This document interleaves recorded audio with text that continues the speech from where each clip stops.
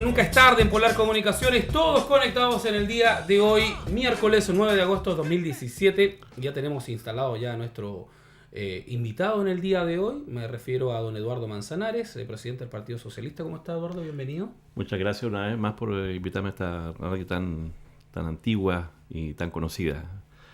Nunca es tarde. No, nunca es tarde para hablar de política también. Sí. Y la coyuntura que está sucediendo en estos momentos, yo creo que para los partidos, para los candidatos, para la misma gente, está un poco complicado este tema de que aún no se elijan a aquellas personas que van a representar al Partido Socialista y en otros partidos también, siendo que antiguamente ya se sabía cuál era la persona. Por último, la gente ya estaba un poco más informada si no era muy conocida. La verdad es que estamos a 100 días de ya llegar a las elecciones y no se sabe nada aún. Tenemos sospecha. Por lo menos hay sospecha. Ya. Tenemos sospecha de quiénes pueden ser. Sí, efectivamente, en general los partidos de todos los espectros han estado particularmente enredados en estas fechas para resolver este entuerto. Con una ley nueva ya no está el sistema binominal, hay que negociar más. Contrario a lo que la gente piensa, hay más interés de candidatos y candidatas por postularse a estos puestos. En medio del descrédito de la política, sin embargo, hay gente que apuesta a que la política debe ser recuperada. No es posible hacer un país sano, un país que avance sin política de la buena. Y bueno, y eso ha enredado mucho, ya se ha estado retrasado en ese tema. Francamente, hoy día la Comisión Política del Partido Socialista se reúne, ha estado reuniendo todos estos días para ver si empezamos a destrabar este tema, en primer lugar, de los candidatos a diputados en las distintas regiones y a consejeros regionales también. El candidato ya a presidente lo tenemos, pues ya por lo menos resolvimos ese tema. Claro, ya por lo menos se sabe. Pero, ¿a qué aduce usted de pronto, Eduardo, esta demora tan significativa? Porque quizás ya se habría sido el mes pasado, quizás iba a pasar, pero cada vez se está acortando más la brecha. Hay una necesidad de hacer bloques, Uh-huh. de juntarse, para sumar. Para ganar hay que sumar. Y bueno, la nueva mayoría, como usted lo sabe, que yo creo que francamente ya no existe, se creará otro bloque, pero la nueva mayoría tuvo esta dificultad de que hay dos candidatos. Exactamente. Por una parte, Carolina Goich, que tempranamente dijo que ella iba por un camino propio, y está Alejandro Guiller, que es el candidato del conjunto de los otros partidos que se consideran parte también de la nueva mayoría. Eso obviamente dificultó la posibilidad de llegar a acuerdos, porque si hubiera habido un solo candidato ya estaríamos arriba de la mesa con candidatos. Porque además siempre se estaba esperando esta cosa, bueno, y llegaremos a acuerdos, haremos una lista parlamentaria única, y hay gente que dice, no es posible, con dos candidatos, cada uno con su propio discurso, con su propio programa, es muy difícil hacer una lista única. Sin embargo, hay otros que propenden a que, independiente de esas realidades, de esas dificultades, debiera confluirse a una lista única, porque eso favorece la elección de más diputados y más senadores. Entonces, eso ha complicado, francamente, el ponerse de acuerdo. Ahora, por otro lado, vemos la parte partidista, Eduardo, pero ¿qué pasa con la gente? Porque la percepción de la gente significa, y lo hemos leído, lo hemos visto en reportajes en los distintos canales nacionales, si no se ponen de acuerdo ellos, ¿cómo nos vamos a poner de acuerdo nosotros? Entonces, fuera de que la política igual está un poco manoseada, valipundiada, olvídese con lo que ha pasado este último tiempo, demorarse más no hace que la gente desconfíe más o de pronto diga, pero si no se ponen de acuerdo y ya falta tan poco, ¿por quién votamos? Claro, si no se ponen de acuerdo, ¿cómo van a ejercer el gobierno que tienen que ser? Pero fíjate que es un fenómeno mundial, es un fenómeno, yo conversaba el otro día en otro programa, que hay un cambio de paradigma a nivel mundial. La irrupción de las redes sociales, que colocan arriba de la mesa antecedentes que antiguamente eran ocultos, hace que la política cambie cotidianamente. 24 horas es una eternidad, como ya lo hemos dicho en otras. Las cosas suceden muy rápido. Y eso está provocando que la mayoría de los bloques políticos tengan dificultades para ponerse de acuerdo, porque empiezan a mezclarse las situaciones, los candidatos tienen agendas propias, las regiones tienen agendas propias y eso ha dificultado mucho. Si tú ves el espectro ideal de lo que está ocurriendo, en general la mayoría todavía están desordenados. Mira lo que está pasando con el Frente Amplio, que es un bloque nuevo, de gente nueva, de izquierda, y que sin embargo a poco andar ya están con complejidades propias de las candidaturas, porque estos problemas resaltan y se hacen más visibles cuando empiezan las elecciones, porque ahí empiezan las pujas por los cupos, por las posiciones de vanguardia dentro de esas elecciones. Y lo mismo está pasando obviamente en la nueva mayoría, y lo mismo está pasando en Chile Vamos. Mira lo que pasa a nivel regional, hay una disputa ahí, Sí, totalmente. Entre quién es la candidata o el candidato. Bueno, eso es parte. Yo la verdad es que no llamaría a dramatizar con ese tema. Es parte de lo que hoy día está ocurriendo en el mundo y nosotros no somos ajenos por este tema de las redes sociales y de la política tan globalizada a lo que ocurre en esos lugares. Va a ser parte, yo creo, cotidiana del fenómeno político de aquí para adelante. Pero, a ver, las redes sociales son protagonistas de un tiempo a esta parte y como dice usted, ayuda a que de pronto se conozcan situaciones que de pronto estaban ocultas. Pero, ¿qué pasa con la gente que no maneja las redes sociales? Digamos que las redes sociales a nivel mundial arrasan, pero también hay un segmento bastante importante que aún, y yo creo que nunca va a acceder a las redes sociales por una u otra forma. Entonces, generalmente es la gente que va a votar también, porque, digámoslo así, hay mucha gente en las redes sociales, ve tanta cosa que al final se termina confundiendo y al final no vota o simplemente no le interesa, quizás por sobreinformación de pronto o no saberla manejar de buena manera.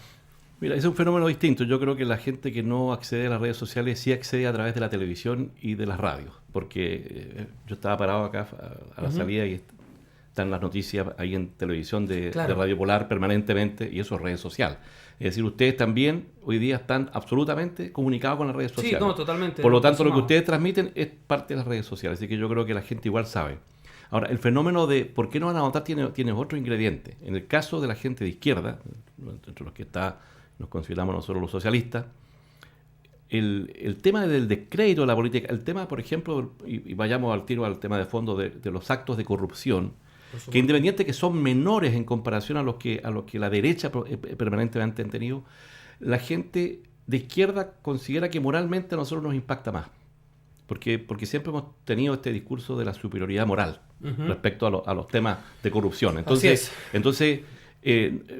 que la derecha meta las manos en los negocios y se coluda y robe, en el caso del papel Tisué, 20 millones de dólares o algo más, vale lo mismo que un político de nuestra fila que robó 1 millón de pesos. Para la gente es lo mismo. Y golpea con la misma fuerza. Carolina Toá, en Santiago perdió 20.000 votos en la última elección. No es que fueron a votar por la derecha, que también bajó en 5.000. No fueron a votar. Es decir, hay un fenómeno de que la gente de izquierda se enoja con nuestros actos de corrupción, por pequeños que sean, y sencillamente se queda en la casa. Esa es la forma de castigar. Es un análisis que tenemos nosotros y que lo hemos conversado y existen estudios respecto al tema. La gente derecha sabe que en general en la historia de la humanidad y en la historia de Chile, los que han estado identificados con la derecha, fundamentalmente la derecha económica, siempre ha estado metido en negocios oscuros, en colusión y en situaciones de esa naturaleza. Por lo tanto, le da lo mismo. Mira lo que pasa con el candidato que ellos tienen, Piñera. Tiene no sé cuántas situaciones que están asociadas a temas que son, no voy a decir delitos, pero que son consideradas por el mundo como, por lo menos, reñidas con la ética política. Y sin embargo la gente igual va a votar por él, la gente derecha, porque ellos lo asumen como un estándar. Entonces, ahí hay un fenómeno que efectivamente a nosotros nos cuesta resolver. A nosotros los actos de corrupción que han tenido personas asociadas al mundo de izquierda, al mundo socialista, nos impacta duramente. La gente nuestra se queda en la casa enojada, sin votar. Y por eso que estamos tratando de reconstruir los partidos con nueva gente, con nuevos rostros.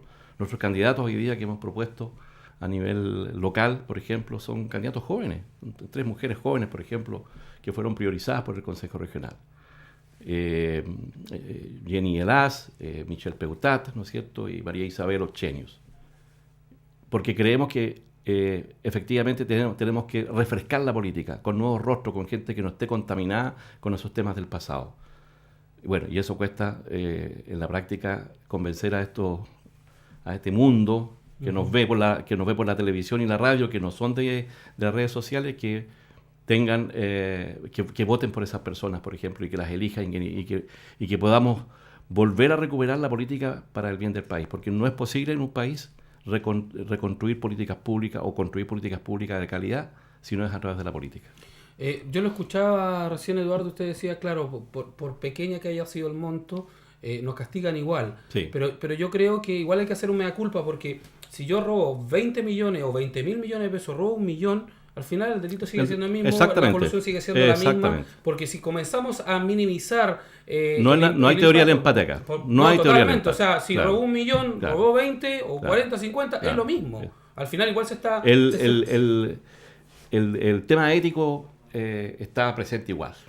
Y eso es lo que está golpeando a nivel mundial a la política. Miren lo que pasó en Argentina, miren lo que pasó en Brasil, o lo que está pasando en Brasil. Es un fenómeno mundial. Por las redes sociales, porque hoy día se están sabiendo cosas que antes era imposible saber. Hoy día hay periodismo, por ejemplo, Ciper Chile, periodistas que se dedican a investigar profundamente y al final llegan a establecer hechos que antes era imposible. A mí me contaban los viejos militantes del Partido Socialista que antiguamente el tema del cohecho era muy común. A la gente se le hacía asado el día antes de las elecciones y lo llevaban a votar casi como corderitos. Hoy día eso ya no es posible. Hoy día la gente empieza a conocer los temas y se enoja. Y se enoja y dice, ¿cómo es posible que nosotros, la gente de izquierda, los socialistas o cualquiera, haya hecho algo como eso? Por muy pequeño que sea. Y por supuesto, mucho menos que la cantidad de cosas que se descubren a otro lado. Mira el caso Penta, hay 30 o 20 y tantos personeros de la derecha pasando ya por tribunales. Ahora, Eduardo, ¿no pasará de pronto, quizás, yo creo, no sé, de pronto igual he leído que estas personas, estos políticos que están dentro de la corrupción, que reciben dinero y en fin, no deberían estar en la política? O sea, yo creo que al momento de ser acusados y ya tener pruebas deberían salir directamente del partido. O sea, ni siquiera se podría dudar. Quizás aunque lleve 50, 60 años en el partido, los años yo creo que no convalidan un delito o de pronto hacerle daño a las mismas personas porque se está trabajando. Eso ya es una norma en el Partido Socialista. Sí, eso es una norma desde el año 2007 que eso ya se está realizando. Mira, por ejemplo, nosotros tenemos un caso reciente de 2 militantes del Partido Socialista que fueron formalizados. Ajá. Formalizado no significa que se le haya... Formalizado significa, mire, tenemos antecedentes que permiten que investiguemos esta cuestión más a fondo y por lo tanto lo formalizamos. Formalmente le decimos a usted que lo vamos a investigar. Por algo le decía yo, si hay pruebas ya, claro, es otra cosa. Por lo tanto, la presunción de inocencia debe existir sí o no, sí o sí. Uh-huh. Pero el partido aún así ha establecido en su código de ética que cualquier persona que sea formalizada por el Ministerio Público, inmediatamente se le suspende la militancia. Y si finalmente es encontrada culpable, se le expulsa. Y eso ha ocurrido permanentemente. No hay ninguna persona hoy día que haya sido formalizada y que haya sido culpable que no esté expulsada del partido. Y cualquier persona que haya sido formalizada se le suspende su militancia. Para que ocurran 2 cosas. Primero, salvaguardar la responsabilidad política del partido. Y segundo, permitirle a esa persona que pueda realizar su defensa sin esta carga que significa ser militante de un partido. Por supuesto. Ahora, así que eso ocurre. Me parece muy bien, Eduardo, porque de pronto vemos demasiada son muy permisivos de pronto con respecto a la política, porque de pronto hay ambigüedad, ¿no? Que yo sí soy culpable, no soy culpable, pero en el momento, como dice usted, ya de tener alguna duda, es mejor hacer un paso al lado y quedarse hasta que se termine el proceso. Así Y es. si es culpable, Así bueno, es. obviamente hay que salirse de la política, porque yo creo que quedarse después de ser culpable o de haber estado con pruebas concretas en un delito o en un cohecho, la verdad es que no tiene razón de ser. O sea, es como en el colegio, si usted se manda una embarrada grande en el colegio, se tiene que ir. Claro. No, y ni siquiera grande. En el caso de la política, cualquier situación que esté reñida con el tema ético, que tiene que ver con dinero, tiene que ver con temas, por ejemplo, de agresiones de género, como que es lo que está hoy día tan en boga con el caso Rincón en la democracia cristiana. Así es. Cualquier situación de esa naturaleza, una persona tiene que ser suspendida hasta que se investigue y se verifique si es culpable o no. Y si no es culpable, obviamente vuelve a ser militante. Eso se practica ya en forma permanente. Ahora, una cosa distinta es que cualquier persona diga, mira, esa persona es corrupta y no hay pruebas. Mientras Claro, los ministerios no investiguen, por supuesto. entonces nosotros decimos, bueno, denuncie. Si usted tiene antecedentes efectivos y verificables de que esa persona, hombre o mujer, puede haber estado asociado a un tema de corrupción, denúncielo, pues. Denúncielo, porque si no es copucha nomás, pues. Es Claro. cagüineo, como se dice. Acusación al aire. Y eso lamentablemente existe mucho en este país, para que estamos con cosas, usted lo sabe perfectamente. Sí, por supuesto. ¿No? Ahora, Eduardo, volviendo al tema de las votaciones, con esta cantidad grande de personas que no quiere votar, si llegara a ocurrir esta figura de que disminuya más aún el porcentaje de años anteriores, ¿cómo se va a trabajar? Porque, a ver, digamos, sale un presidente y ni siquiera está con el 50% de apoyo del país. Hagamos Un ejercicio. un Si ejercicio. vota el 50% solamente menos de las del personas, 50%. o menos del 50%. Y de ese porcentaje, la mitad vota por un candidato que finalmente es elegido presidente o presidenta, efectivamente es un problema, porque el respaldo efectivo que tiene de la población es un 25 o 26%. Ahora, eso ha ocurrido también históricamente. Lo que pasa es que el nivel de participación ciudadano que había antiguamente en las elecciones superaba el 60%, 65%, hasta el 70%.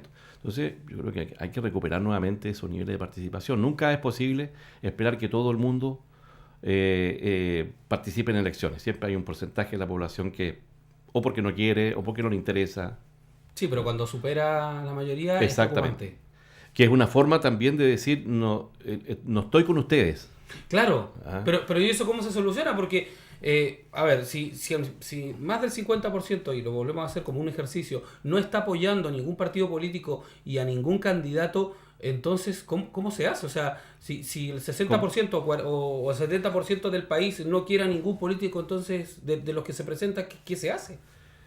Lo que te decía adelante, volver a recuperar la política para el país significa tener buenos candidatos, que tengan buenas propuestas, partidos que recuperen el tono, ¿no es cierto?, del quehacer de las políticas públicas transparentes, que estén identificadas con lo que la gente...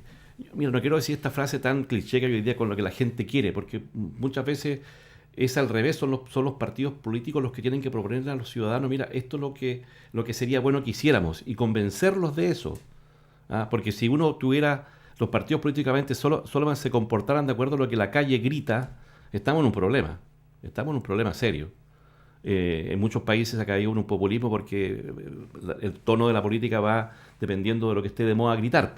Claro. Yo te coloco dos situaciones, por ejemplo, que hoy día son temas que preocupan a la gente y sobre los cuales no se ha todavía construido una respuesta coherente. El tema de no más AFP, por ejemplo. Todo el mundo dice no más AFP. No más AFP significa, entre otras cosas, que hay un grupo de la ciudadanía que está proponiendo volver al sistema de reparto, ¿cierto? Sistema de reparto, alguien lo colocó ahí, un ministro, es un sistema piramidal, pues, o sea, los que van ingresando al mundo del trabajo financian las pensiones de los que están más arriba, y eso cada vez, esa pirámide se está haciendo más estrecha abajo. Pero además, fíjate el componente concreto. Cuando tú le pides a la gente que opine si ese 5% que este gobierno quiere implementar, ¿no es cierto?, adicional, ¿dónde quiere que vaya ese 5%? Si a su cuenta individual o a un componente solidario, un gran porcentaje de la gente dice a mi bolsillo. Entonces, se nos cae esta mirada de no más AFP, que tiene la AFP hoy día tiene un gran componente de mercado individualista, cuando la gente sigue siendo individualista. Otro caso, el tema de la educación. Es que, claro, pero volviéndolo a la AFP, Eduardo, ahí hay otro tema, porque en otros países hay 2 formas o 3 formas de manejar las pensiones. Entonces, ¿cómo en Chile va a existir una y no tenemos otra más? O sea, la gente, claro, dice no más AFP. Gonzalo Lorenzetti dice volver a la repartición de 1993. Sistema de reparto. Claro, pero el tema es otro. O sea, aquí el tema es ¿por qué tenemos un solo sistema de pensiones? ¿Por qué no tenemos 2? Bueno, es una alternativa, generar un sistema diferenciado y que la gente tenga la posibilidad, claro, de escoger. Porque hay que tener la posibilidad. ¿Sabe cuál es el problema de eso? Lo que se denomina en administración, en política, la asimetría de conocimiento. La gran mayoría de las personas desconoce cómo funciona la AFP, sea de reparto o no sea de reparto. Si tú le preguntas una encuesta acá, ¿en dónde están tus fondos? La mayoría dice, no tengo idea. Claro, ¿en qué fondo estás? No tienen ni idea. O sea, sin embargo, claro, un profesional, una persona que ya tenga un título profesional asociado al tema de las finanzas, está muy preocupado y sabe perfectamente dónde están sus fondos, pero la mayoría no. La mayoría no. Claro. Pero el tema está en eso porque es que, a ver, las cifras, porque nosotros podemos hacer conjeturas, podemos mirar claro, el futuro, pero las cifras en sí dicen que la calidad de pensiones es baja. O sea, con respecto a lo que se dijo en algún momento, cuando vino... A la promesa. Claro, cuando vino José Piñera, a mí me dio risa porque él pensaba que todavía estaba en los años 90, o sea, finales de los 80, principios de los 90, donde él podría decir lo que quiera y todo el mundo le iba a creer. Ahora no, porque la gente está empoderada, claro. La gente sabe. Más allá de que si sabe en profundidad lo que realmente es el funcionamiento de una AFP, se van a que las pensiones son demasiado bajas. Y ahí no hay forma, o sea, podemos decir muchas cosas, pero las pensiones siguen siendo bajas, entonces... Es que van a seguir siendo bajas, yo me recuerdo porque a mí me tocó prácticamente empezar mi vida laboral con el tema de la AFP, te vendieron la pomada de que con ese 10% que uno cotizaba era factible tener pensiones muy dignas a los 30 o 35 años de cotización, cosa que no ha ocurrido en la práctica. Y hoy día se dice como pretexto de que la cotización es muy baja, que el 10%, que antes era un 19%, etcétera, etcétera. Pero dice, bueno, pero tú me prometiste que con un 10% íbamos a tener buenas pensiones. Entonces el sistema no funciona. Efectivamente, en el mundo hay sistemas distintos. El sistema canadiense, por ejemplo, hay el sistema en Noruega. Pero el sistema peruano, tú lo estás viendo por el tema de que puedes retirar tu plata.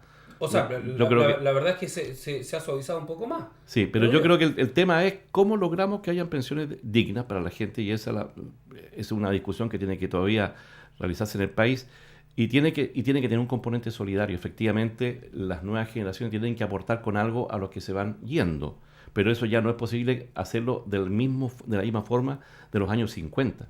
Yo tengo un hermano en Francia que vive hace muchos años, por razones obvias, y él trabaja allá y me dice, mira, acá está complicada la cosa porque ya el sistema de reparto, el famoso papá fisco, no está dando porque los jóvenes no están ingresando al mundo laboral, como antes. Van y vuelven, trabajan 2 años, después un año sabático, trabajan 6 meses. Me dice, mi hija trabaja 6 meses y otros 6 meses descansa, porque con la plata que junta se va a Guatemala, se va claro. a India y vive como un pachá 6 meses y además el Estado le paga por estar cesante entonces la cosa no está funcionando, y yo creo que hay que volver a buscar una fórmula que... Mira, los noruegos tienen el petróleo, tú sabes que ellos...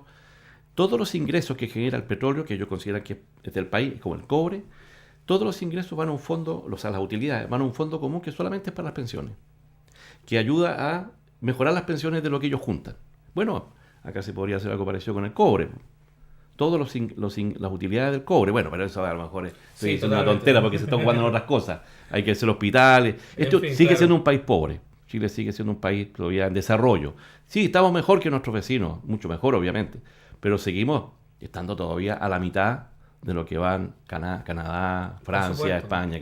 Nos falta mucho. Eduardo, queremos agradecer su visita.